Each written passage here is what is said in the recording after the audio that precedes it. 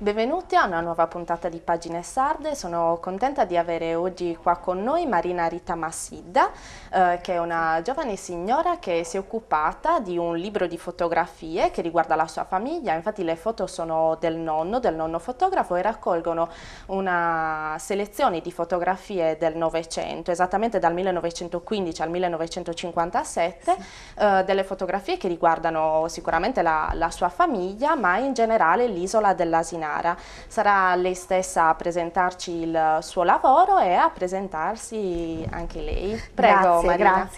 grazie. Diciamo nonno fotografo, Guglielmo Massidda, fotografo tra virgolette, tant'è vero anche proprio visualizzato questo termine tra le virgolette nella copertina del libro. Mio nonno non era un fotografo, però fotografava molto bene e a quei tempi avere questa passione e portarla avanti così con grande maestria, insomma, non era molto diffuso.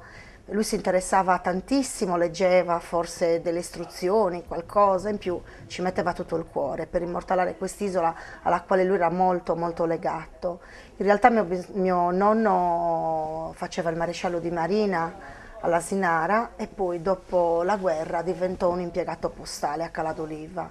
Ecco, la sua famiglia arriva all'isola dell'Asinara Nel 1888. quindi verso fine Ottocento. Sì, quando mio bisnonno Francesco Massidda, di origine sia per madre di Gesturi e per padre di Santo Lussurgio, nel 1887, all'inizio del 1888, vinse la gara d'appalto per la gestione della logistica dell'isola, cioè l'Asinara praticamente viene scorporata dall'umanità che era presente sino a quel periodo.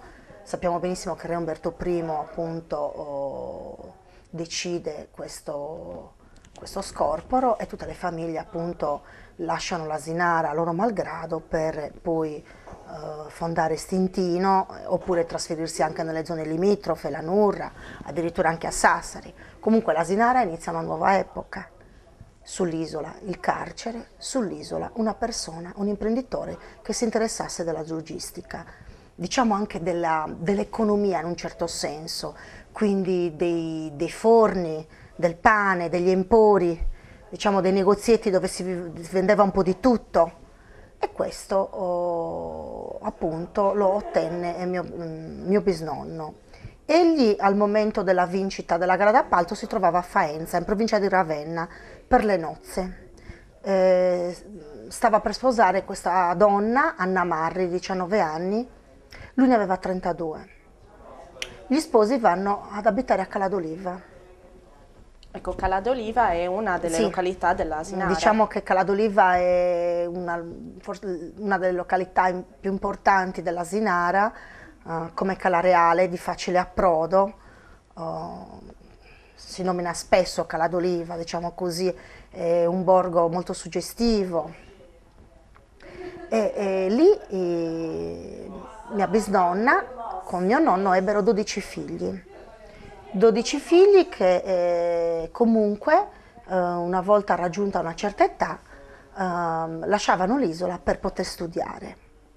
Le donne andarono a Olbia, in un collegio, non mi ricordo che collegio, comunque gestito da religiose perché vedo le foto antiche di mie zie, eccetera, eccetera, e poi i maschi al Canopoleno di Sassari. Tant'è vero, nelle prime pagine c'è proprio un mio bisnonno con uno dei figli, Peppino, che con la divisa proprio del Canopoleno. Ci teneva molto mio bisnonno all'istruzione, al lavoro, queste cose qua. Tre dei figli continuarono la loro vita sull'isola, di generazione in generazione. Dan e Francesco nacque mio nonno Guglielmo Massidda, l'autore di queste foto, Notto Mino, il suo nome è Mino. E da mio nonno mio padre, Gianfranco, che a sua volta divenne guardiano del faro a Punta Scorno, la parte nord-estrema dell'isola dell'Asinara. Ecco, insomma, la storia della famiglia Massidda si sviluppa nell'isola dell'Asinara, Sì. anche fino a te che hai avuto il privilegio comunque di vivere nell'isola anche tu. Sì, ho vissuto nell'isola, ho frequentato le scuole elementari, ho vissuto sino, diciamo, anche a periodi un po' itinerante, no? Comunque per le scuole medie stavo a Porto Torres e poi riandavo perché i miei genitori comunque logisticamente stavano anche al Faro di Puntascorno. Mio padre lavorava anche per un periodo al Faro di Porto Torres e al Faro di Puntascorno. Un mese per dire da una parte e un mese dall'altra, così si alternavano dei periodi che potevano essere da un mese anche a 3 mesi, dipendeva un po' come erano i turni. Quindi ho vissuto sino alla, io potrei dire anche sino a ieri, in un certo senso, così, no? Una certa dimensione. Ecco, com'era vivere E all'Asinara? vivere all'Asinara, molti pensano che sia come vivere in paradiso, sì, d'estate. D'estate. Allora, per stare bene bisogna avere una passione per il mare, perché se a una persona non le piace il mare, guai, cioè se non lo sa apprezzare, se non lo sa vivere, perché comunque vivere, io parlo di 40 anni fa, l'Asinara praticamente era disagiata, non è che era come adesso, cioè quando c'era una maestralata o una tempesta o qualsiasi cosa, era addirittura impossibile raggiungerla con l'elicottero. Non è che uno, immaginiamo se una persona si sentiva male, se c'era un'urgenza, non è che si stava sempre con questa spada di Damocle, è così che è in pericolo, voglio dire. Sì, d'estate chi veniva, ah com'è bello, qua, là, che stupendo, questo mare praticamente con un trionfo di luci, di colori, di sfumature turchesi, trasparenze suggestive, tutto quello che volete. Però d'inverno io mi alzavo alle 5:30 del mattino per raggiungere Cala d'Oliva a sole 9 chilometri, perché comunque la strada era disagiata, con dei precipizi nei bordi, quindi bisognava andare con una jeep, quando c'erano i temporali era veramente un sacrificio raggiungere Cala d'Oliva a Puntascorno. Ma anche i bambini che stavano a Cala d'Oliva comunque vivevano dei sacrifici enormi. I nostri genitori avevano la capacità di edulcorare questa situazione, cioè non è che, infatti io non temo il rumore dei tuoni, me l'hanno sempre fatto così, l'ho vissuto sempre come una cosa naturale, no? Adesso c'è molta gente che dice, oddio, ieri notte quei tuoni mi facevano, assolutamente no. Magari mio padre e mia madre avevano paura, però non me le trasmettevano le loro ansie. Certo. Sono guai. Sicuramente quindi ci racconti una situazione difficile da vivere, Sì. però allo stesso tempo non solo Era gratificante, cioè alla fine si aveva una gratificazione dell'inverno, arrivava l'estate, arrivava quindi la condizione ottimale per vivere il mare e noi lo amavamo veramente, lo amiamo tuttora e per noi era un grande compenso, cioè veramente un grande compenso.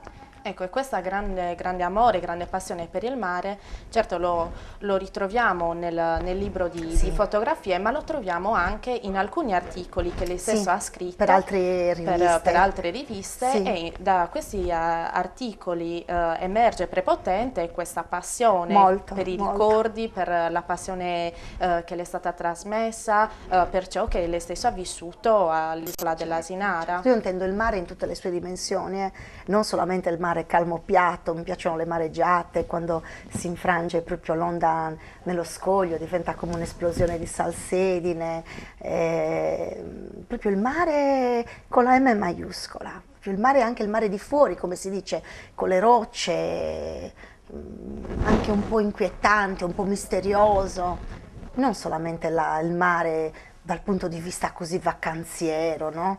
Sempre l'acqua turchese trasparente, anche l'acqua, il mare quello blu, quello intenso, mi piace molto, le profondità, tantissimo. Certo che l'isola dell'Asinara, e si capisce anche dalle foto del libro, non è solo mare, ma è anche lavoro, vita quotidiana. Certamente. E anche vicende che riguardano il fatto che non all'isola dobbiamo dell'Asinara... dimenticare che l'Asinara era un contesto penitenziario, per quanto noi potevamo stare felici e goderci il mare, delle volte c'erano anche delle emergenze, non so, magari si stava un po' così in ansia se mancava all'appello un detenuto, ci avvisavano, guardate che alla Conta non è rientrato un detenuto, state attenti, sai, al Faro, lì tutto era possibile, non è mai successo niente, mai successo qualcosa che poteva così portarci alla disperazione. Comunque, insomma, ricordiamoci che era sempre un contesto penitenziario, che comunque non vivevamo con pregiudizio noi residenti, assolutamente, perché io stessa un detenuto lo vedevo come poteva essere mio padre, cioè un signore, una persona che lavorava, faceva il suo dovere, la sera rientrava in cella, non è che c'era quel pregiudizio, sai, guarda, no, assolutamente. Anche a scuola entrava il detenuto per portare la spesa alla maestra, si chiamava lo spesino.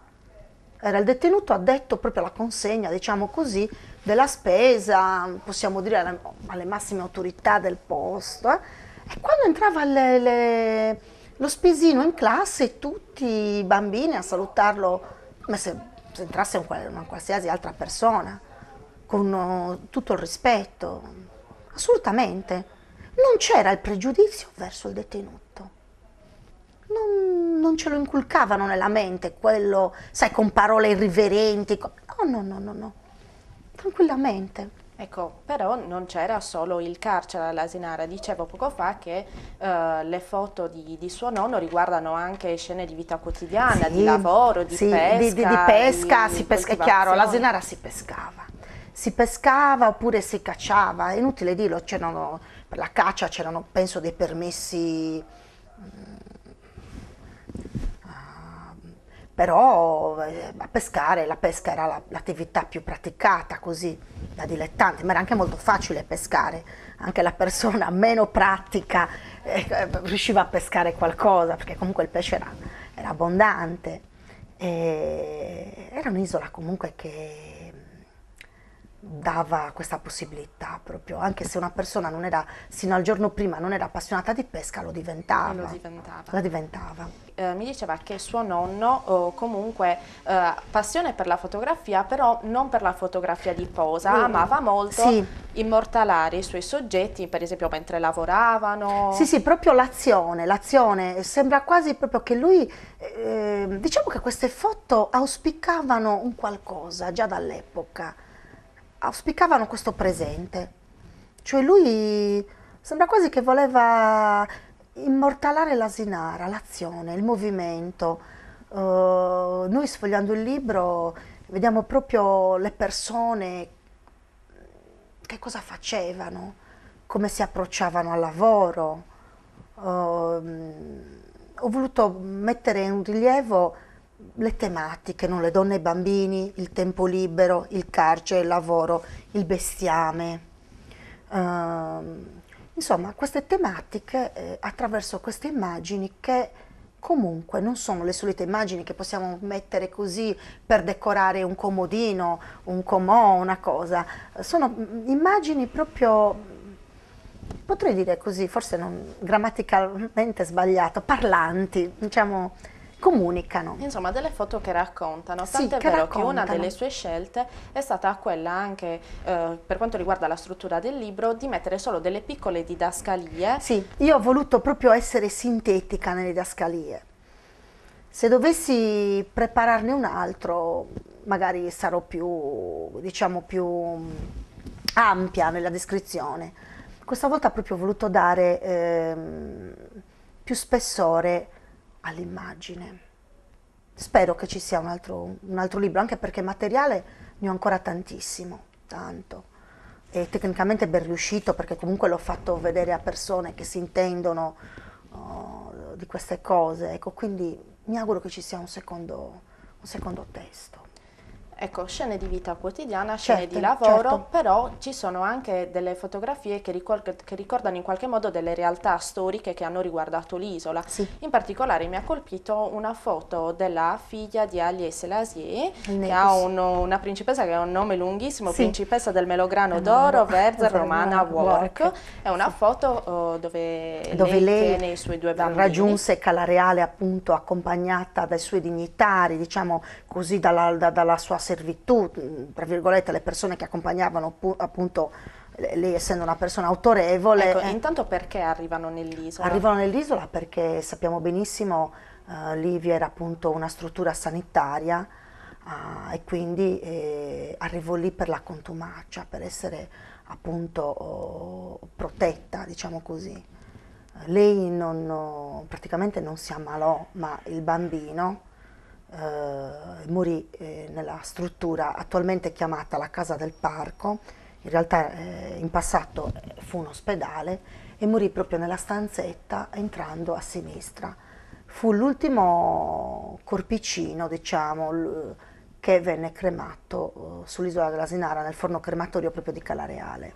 Ecco, sicuramente suo nonno le avrà raccontato anche qualche storia che riguarda la presenza, per esempio, di questa principessa nell'isola. Ma lui mi raccontava che, non molte cose, comunque che aveva 4 figli in realtà, ma sull'isola ne portò solamente 2, un maschietto e una femminuccia.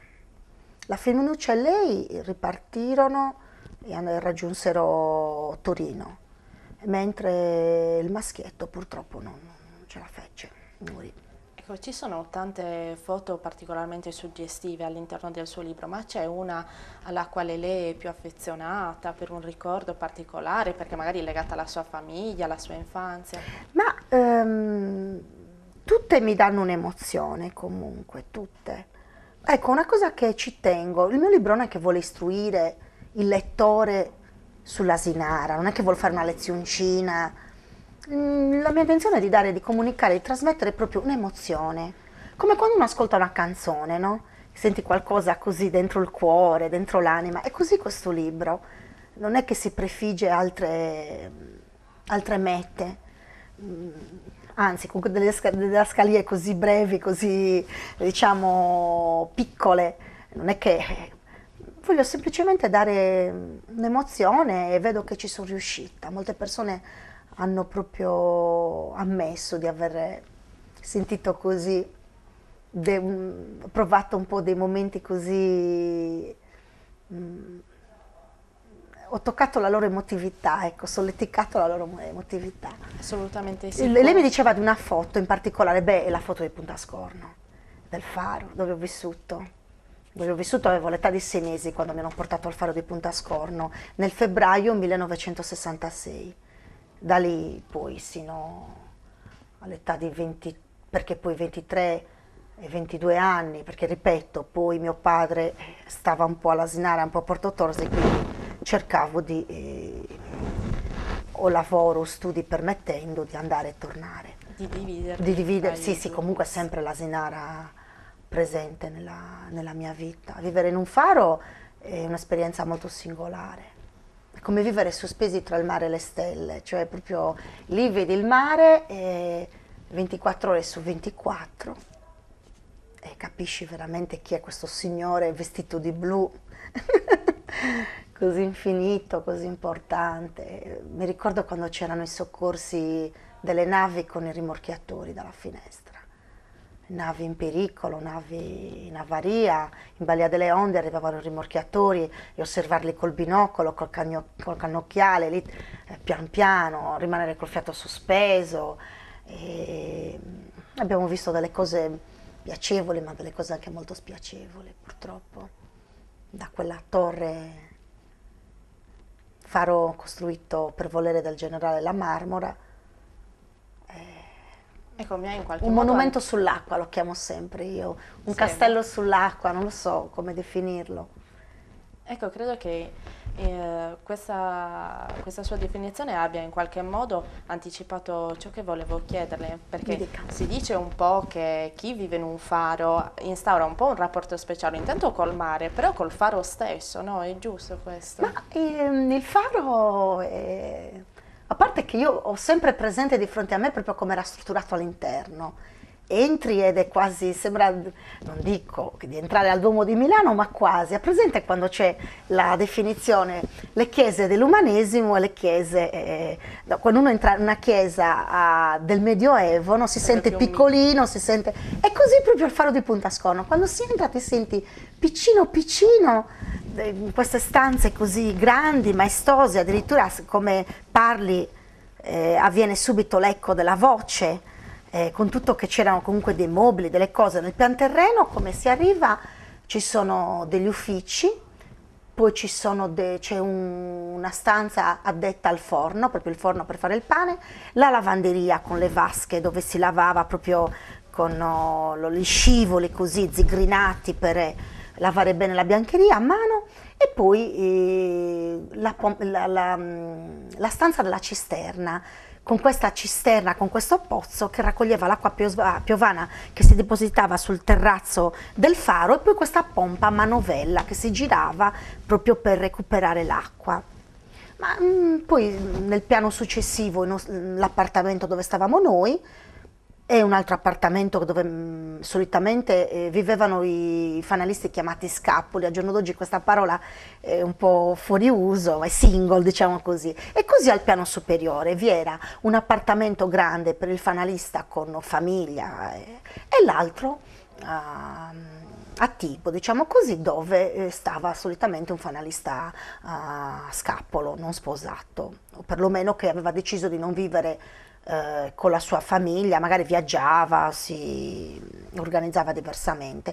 E poi 142 gradini, la torre, le ultime in Ardesia. Il faro venne costruito da maestranze genovesi, venne costruito, ci vollero tanti anni per costruirlo, addirittura lo costruirono, ma dopo alcuni anni venne, diciamo così, eliminata una parte ad oriente, appesantiva troppo la struttura, c'era pericolo che crollasse. Io adesso a livello architettonico non so utilizzare i termini, comunque una parte del caseggiato venne eliminata perché era troppo pesante e comprometteva comunque la stabilità del caseggiato. Ecco. Noi l'abbiamo trovato quando siamo andati nel 1966, era già stata eliminata questa parte della struttura così ad oriente. Ho capito. Sicuramente delle storie molto interessanti, ma dalle quali mi piace ricordare emerge sempre la sua profonda passione per il territorio. Emergono anche nei suoi racconti spesso questi nomi che in qualche modo mi ricordano Moravia, perché molto legati al territorio, alla particolarità del territorio. Sì. Mi viene da pensare a Cala d'Oliva, dove lei viveva. Cala d'Oliva, l'etimologia dovrebbe essere, lo troviamo anche in tanti testi. E addirittura quando ero bambina si usava a dire Cala d'Olivo, spesso sentivo Cala d'Olivo perché lo leggiamo anche in numerosi testi, dicevo poco fa,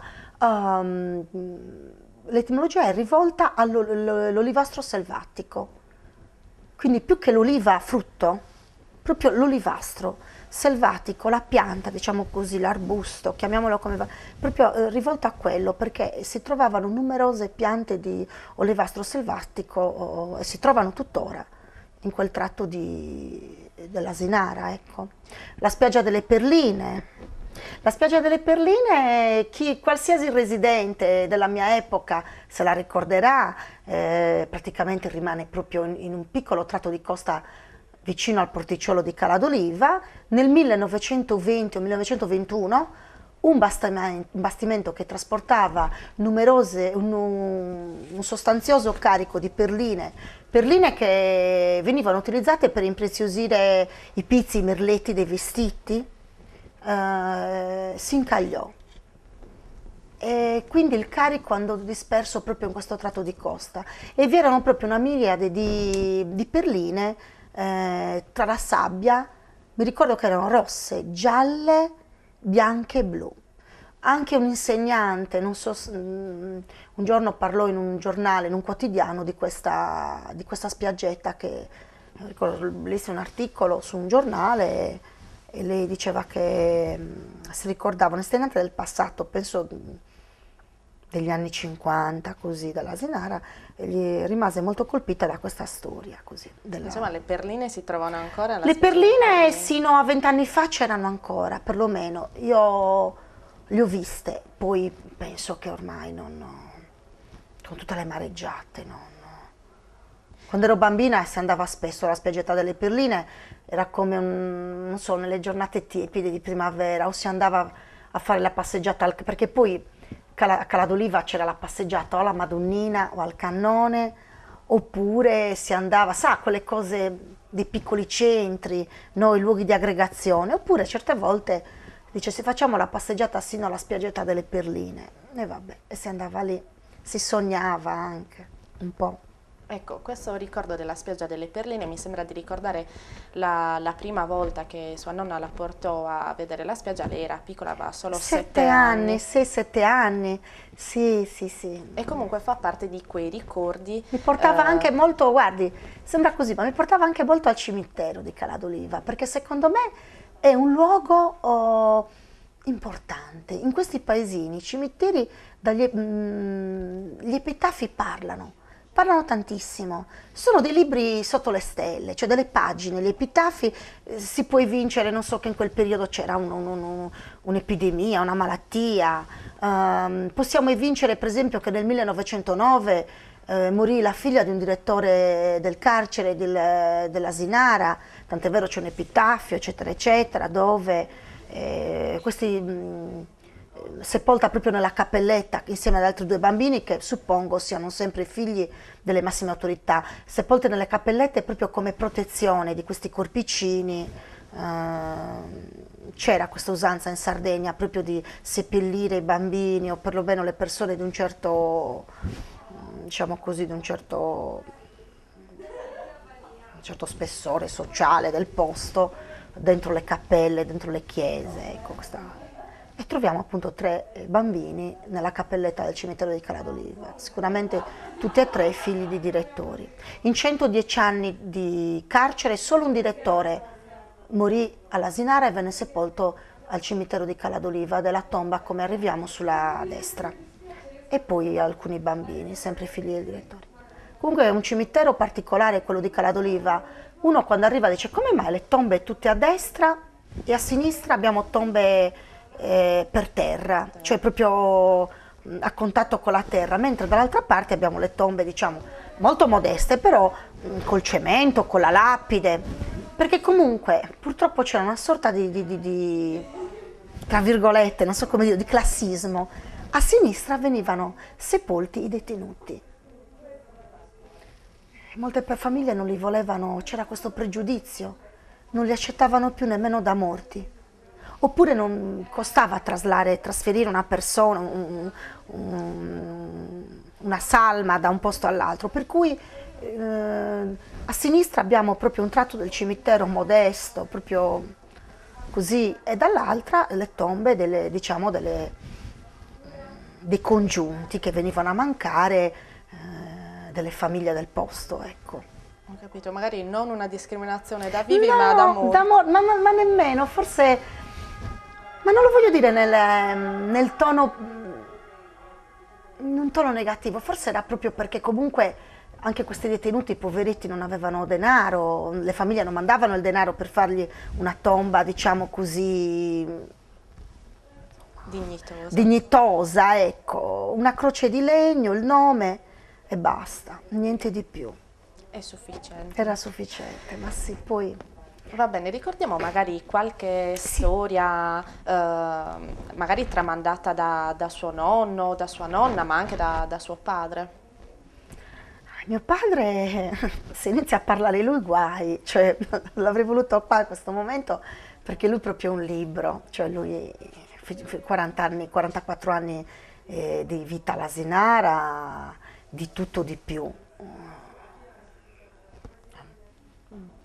Magari un giorno, chissà, potreste sentire lui. Io devo dire che cose particolari dell'Asinara. Ogni giorno c'era qualcosa di nuovo. Non ci siamo, ecco, molti mi chiedono, ma non ti annoiavi lì, in questo contesto, così? Assolutamente no.